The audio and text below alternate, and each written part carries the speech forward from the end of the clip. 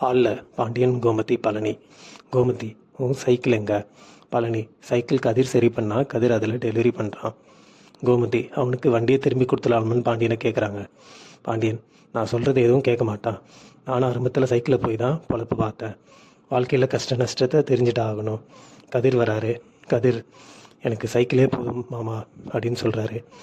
அப்புறம் சரவணனை பற்றி கவலைப்படுங்க, வெளியூர் போகணும்னு ஆசைப்படுறாரு, பார்த்து பண்ணி வைங்க.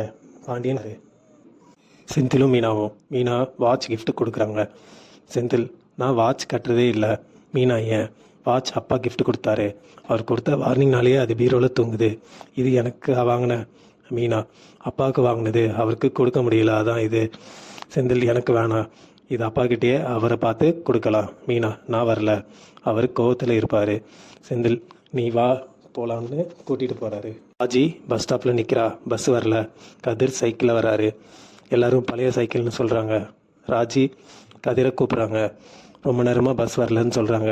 என்னை காலேஜில் ட்ராப் பண்ண முடியுமான்னு கேட்குறாங்க. கதிர், என்னால் முடியாது. ராஜி, உனக்கு பயம். கதிர், எனக்கு பயம் இல்லை. 2 பேரும் சைக்கிளில் போகிறாங்க. சக்திவேல் புல்லட்டில் வராரு. சக்திவேல், இந்த ஓட்ட சைக்கிளை போகிறதுக்கு தான் ஓடி போனியா அப்படின்னு கேட்குறாரு. சொன்ன பேச்சு கேட்டிருந்தா ராணி மாதிரி இருந்திருக்கலாம், இன்னும் அனுபவிப்ப பாருன்னு கிளம்பிடுறாரு. செந்தில் உள்ளே போய் gift கொடுத்துட்டு வான்னு மீனா சொல்கிறாரு.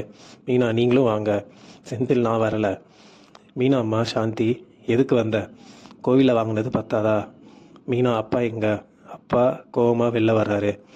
மீனா, போன வருஷம் உங்கள் 50th பர்த்டேக்கு என் சம்பளத்தில் வாட்ச் வாங்கணும்னு சொன்னேன்ல, ஞாபகம் இருக்கா? நான் அதில் தான் வாங்கினேன், வாங்கிக்கோங்கப்பா அப்படின்னு சொல்கிறாங்க. இதோட எபிசோடுங்க முடியுதுங்க.